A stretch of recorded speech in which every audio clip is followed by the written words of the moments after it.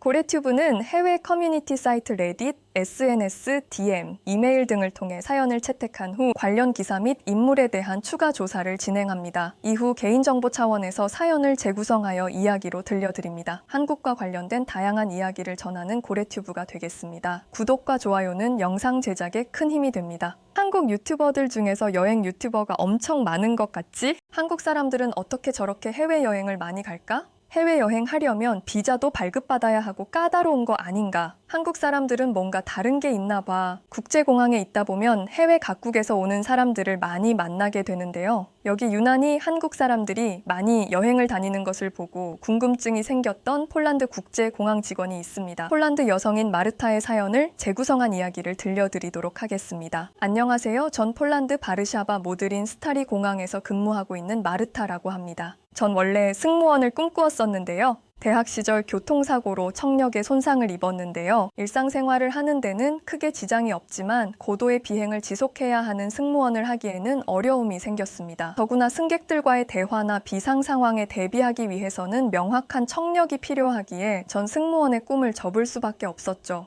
이때 얼마나 마음고생을 하고 힘들었는지 모릅니다. 하지만 좌절만 하고 있을 수 없기에 다시 힘을 냈고 전 공항 직원으로 일하기로 마음먹었습니다. 승무원이 되지 못한 아쉬움은 있었지만 공항에서 일하는 것으로도 대리만족을 할 수 있었는데요. 여행은 항상 기대와 설렘을 주기에 다양한 여행객들을 만나는 과정도 보람있고 즐거웠습니다. 전 승객들의 탑승 절차를 도와주고 게이트에서 승객을 안내하는 역할을 하는데요. 탑승 게이트에서 승객을 인솔하고 탑승 절차를 관리한답니다. 이날도 승객들을 안내하고 공항 내부로 들어오는데 보안 심사대 앞에서 소란이 일어나 궁금해서 가보았습니다. 한 중국인이 왜 자신들은 빨리 입국을 시켜주지 않느냐며 큰 소리를 내고 있더군요. 제가 저렇게 공항에서 소란을 피우는 경우를 보는 건 오랜만이라 가까이 다가가서 상황을 보았습니다. 왜 우리만 이렇게 오래 기다려야 하는 거야?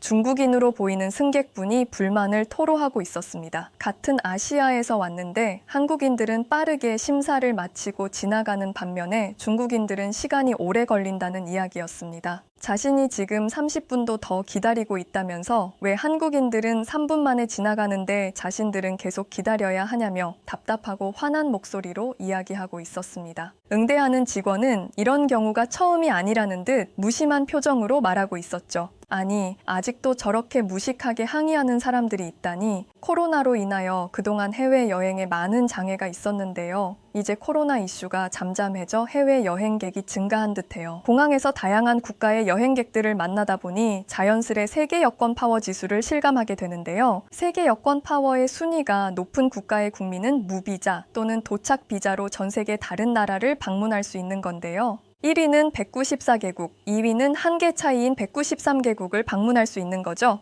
대한민국은 핀란드, 스웨덴과 함께 공동 2위의 국가인데요. 상위 순위권에 랭크도 안 된 중국과는 당연히 다른 대우를 해야 하는 건데 중국인들이 다 그런 게 아니겠지만 오늘 봤던 중국인처럼 무례하게 같은 대우를 요구하는 사람들이 있더군요. 저희 공항에서 이렇게 난리인데 프라하 여행이라도 가면 더 난리겠어요. 체코 프라하 공항에서는 한국 국적의 여권을 소지하고 있다면 입국 심사관을 만날 필요 없이 이게이트를 통해 자동 심사를 받을 수 있거든요. 여행객들은 한국의 자동 출입국 심사대를 이용하는 것과 유사하게 기계의 여권을 스캔하는데요. 이후 안면 인식을 수행하며 입국 날인 등의 절차에 따라 입국을 하는 거죠. 대면 심사를 할 경우 사람이 하는 일인지라 입국 심사관의 선입견이나 주관 등이 여행객의 입국 여부에 영향을 줄 수 있습니다. 하지만 자동 심사의 경우 이러한 일 없이 편안하게 입국 절차를 밟을 수 있는 거죠. 전 이 소식을 듣고 너무 놀랐답니다. 사실 프라하는 입국 심사가 오래 걸리기로 유명한 여행지이거든요. 저야 EU 여권을 가지고 있어서 빠르게 통과할 수 있지만 그렇지 않은 사람들은 최소 30분에서 2시간까지 기다려 입국 심사를 받아야 하거든요. 자동 입국 전용 게이트를 이용하면 최소 12초, 최대 30분을 넘기지 않고 통과할 수 있으니 정말 대단한 거죠.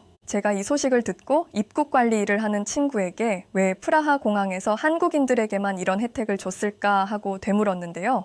친구는 한국인들이 체코를 많이 여행해서 그렇다고 했습니다. 제가 단순히 수가 많다고 해서 한국인에게만 혜택을 주는 건 이해가 안 된다고 하자 수많은 한국인 여행객들이 범죄를 저지르거나 불법으로 체류하지 않는다는 것이 증명되었기 때문이라고 하네요. 공항 내에 한국어 표지판이 설치되어 있는 것도 이야기하면서 말이에요. 제가 퇴근 후 집에 가서 남편에게 오늘 있었던 일에 대해 이야기하자 자신도 입국 심사 순간이 오면 너무 떨린다고 이야기하더군요. 제 남편은 IT 개발자인데요. 몇 달 전 출장이 있어 영국에 방문했었는데요. 영국은 불법 이민자 문제가 많아서 입국 심사가 무척이나 까다로운 국가로 유명해 입국 심사 전 괜히 떨렸다고 했습니다. 그런 영국조차 한국인에게는 전자 여권 게이트가 허용되어 얼굴 인식 여권에 등록된 얼굴과 다르지 않으면 곧바로 입국이 가능하다고 했습니다. 그러면서 자신은 왜 한국이 유럽 어느 나라에서도 환영받는지 알 것 같다고 하더군요. 예전에 IT&, 컴퓨터 과학 컨퍼런스가 있어 한국에 출장을 갔었다고 합니다. 그때만 해도 장시간 비행을 해야 하고 일로 가는 거라 별 기대감 없이 한국을 방문했다고 하는데요.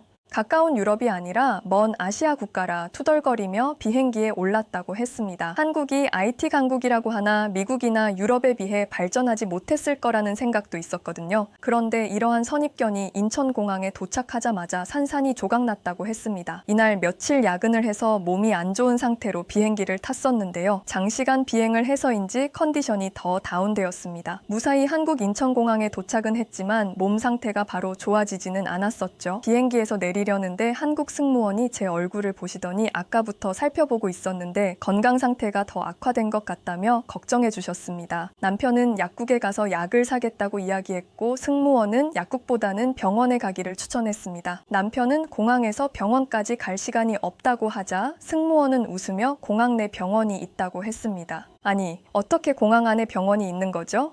병원이 있는 것도 놀랐는데 진료하는 데까지 단 10분도 걸리지 않았습니다. 병원에 도착 후 여권을 보여주는 것으로 접수는 완료가 되었고 잠시 후 의사 선생님을 만날 수 있었습니다. 의사 선생님에게 출장차 한국에 방문했다고 이야기하자 몸이 더 안 좋아지면 방문하라며 외국인들이 진료받기에 수월한 병원 리스트를 건네주시더군요. 남편은 의사 선생님의 친절함에 감동했다고 하네요. 의사 선생님의 친절함에 감동하던 것도 잠시, 남편은 진료를 받기 위해 대기하던 병원 소파에 캐리어와 손에 들고 있던 휴대폰을 두고 진료를 받으러 이동하던 게 생각났는데요. 짐도 그렇지만 업무 연락에 중요한 휴대폰을 두고 왔으니 200% 분실을 확신하며 망연자실했다고 합니다. 요즘은 휴대폰이 연락만 주고받는 것이 아니라 카드 결제며 각종 정보가 다 담겨 있으니 얼마나 놀랐겠어요. 당황한 제 남편에게 병원 직원분들이 무슨 일인지 물으셨고 제 남편은 여기 휴대폰을 두고 갔는데 누가 가져갔는지 알 수 있냐며 혹시 CCTV를 볼 수 있으면 보고 싶다고 안절부절하며 부탁했는데요.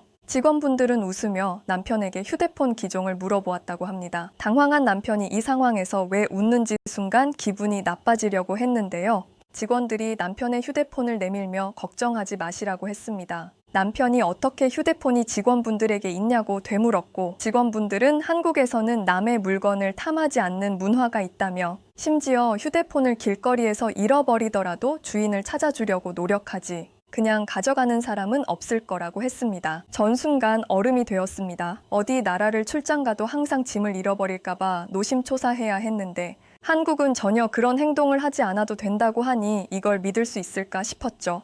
남편은 컨디션이 회복되자 인천공항의 내부가 눈에 들어왔다고 합니다. 찬찬히 살펴보다 보니 두 눈이 휘둥그레졌는데요. 최근에 지어진 공항들은 최첨단 기술들이 접목되어 정말 편리하고 좋아졌다고 하더니 인천공항이 그런 것 같습니다. 휴대폰을 충전할 수 있는 단자들도 쉽게 찾아볼 수 있었고 와이파이를 무료로 사용할 수 있었습니다. 와이파이를 무료로 제공하는데 속도가 너무 빠르더군요. 한국의 인프라와 기술력이 어느 정도일까 궁금해졌습니다. 공항을 둘러보다 갈증이 나 카페에 들렀는데요. 커피를 한 잔 주문하고 대기하고 있는데 카페 테이블에 노트북과 휴대폰이 놓여 있더군요. 주인은 잠시 자리를 비웠는지 보이지 않더군요. 그 모습에 불안함을 느끼는 건 저밖에 없나 봐요. 병원에서의 선 경험이 없었다면 저도 이해하지 못했을 한국의 시민의식과 문화에 감탄했습니다. CCTV가 있긴 하지만 이건 시설보다도 시민의식의 문제라는 생각이 들었거든요. 한국에 대해 별로 관심 없던 남편은 한국에 대해 호감을 갖게 되면서 출장 기간 동안의 일정을 기대하게 되었다고 했습니다. 남편은 ICT 체험관을 간 것이 무척 인상 깊었다고 이야기를 이어갔습니다. 제가 미래 기술에 대한 걸 왜 궁금해하냐고 묻자 입구부터 2052년으로 초대하는 환영 오프닝 퍼포먼스가 열리면서 미래 도시로 여행하게 되었다고 했습니다. 스크린에 2052년이라고 적혀 있을 때만 해도 화려한 퍼포먼스를 보여주네 정도로 생각했습니다. 제가 컨셉이 재미있다고 하자 컨셉뿐만 아니라 직접 보고 경험한 건 더 놀랍다며 이야기를 이어갔습니다. 1시간에 1300km를 갈 수 있는 하이퍼루프 역을 시작으로 체험을 시작했는데요. 초정밀 GPS, 인공지능, 최첨단 네트워크를 접목했다니 놀라웠습니다. 승강장을 떠나서 서서히 속도를 올리더니 빨라지는 열차 속도를 스크린에 담고 있었습니다. 우주 관제센터로까지 가다니 우주의 운성이 홀로그램 등을 통해 구현되었는데요.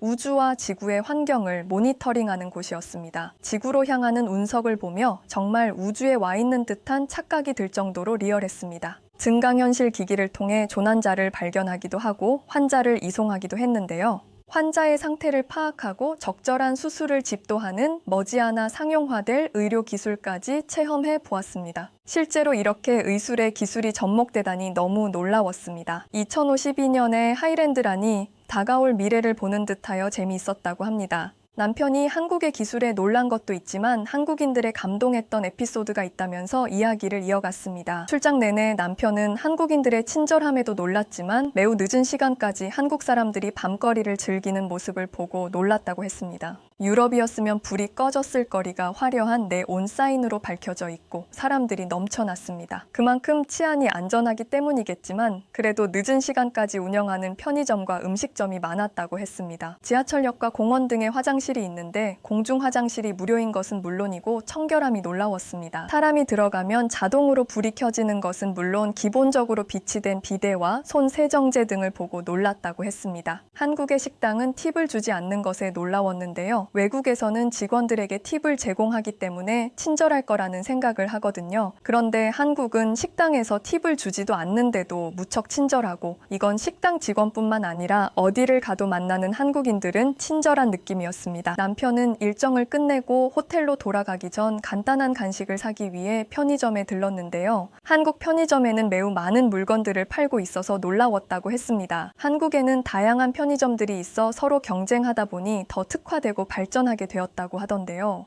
전 다양한 라면과 삼각김밥을 먹어보고 싶었지만 저녁을 먹으러 가는 길이라 음료수 하나만 사고 나왔습니다. 그리고 일행들과 함께 치킨집으로 향했는데요. 한국의 맥주는 폴란드에서 먹던 맥주보다는 진하지 않았지만 고소하고 바삭한 치킨이랑 먹기에는 딱 좋더군요. 옆 테이블을 보니 비닐 장갑을 끼고 치킨을 먹는 사람들도 있었습니다. 전 그렇게까지 먹을 수는 없었지만 맛있게 치킨을 즐기고 있었는데요. 그때 문자 하나가 왔습니다. 조금 전 방문했던 편의점에서 2.3달러가 결제되었다는 문자였는데요. 남편은 문자를 받는 순간 머릿속이 하얗게 되었다고 했습니다. 자신이 너무 한국의 치안을 믿었다며 언제 자신의 카드를 훔친 건지 다시 되짚어 생각해 보았다고 했는데요. 아무리 생각해도 언제인지 모르겠어서 재빨리 편의점으로 가보았다고 했습니다. 그러자 편의점 직원이 웃으며 다행히 근처에 계셨네요 하며 제 이름을 물어보고 확인한 후 카드를 건네는 게 아니겠어요? 어떻게 된 상황인지 묻자 결제하면서 카드 리더기에 카드를 꽂았고 남편이 카드를 회수해 갔어야 했는데 그냥 갔다고 하더군요. 직원도 모르고 있다가 다음으로 결제하러 온 손님이 카드를 발견하고 직원에게 건넸다고 했습니다. 한국인도 아닌 외국인이라 카드를 어떻게 돌려드려야 할지 고민하던 직원은 친구에게 상황을 공유했고 아마 카드를 이용하면 알람 문자가 갈 거라는 친구의 말에 소액의 물건을 결제해서 이곳으로 오게 한 것이라고 했습니다.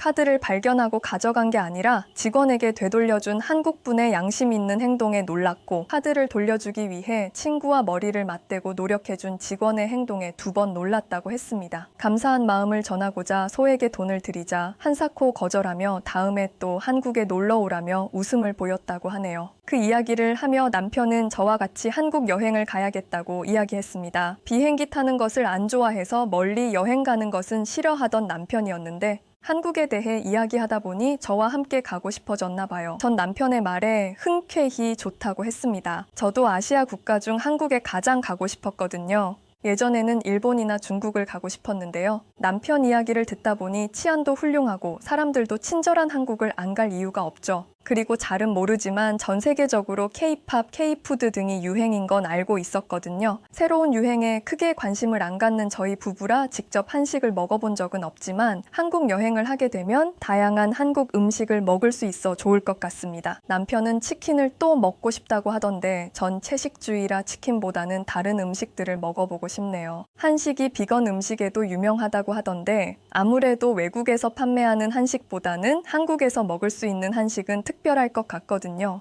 저희 부부는 그렇게 각자 다른 목표지만 함께 한국 여행을 가기로 마음을 모았고 올해 한국을 가기로 했답니다. 서로 스케줄과 휴가를 고려하면 구체적으로 한국 여행 일정을 계획해 봐야겠어요. 한국 여행 시 꼭 가봐야 할 곳이나 먹어봐야 할 음식이 있으면 알려주시기 바랍니다.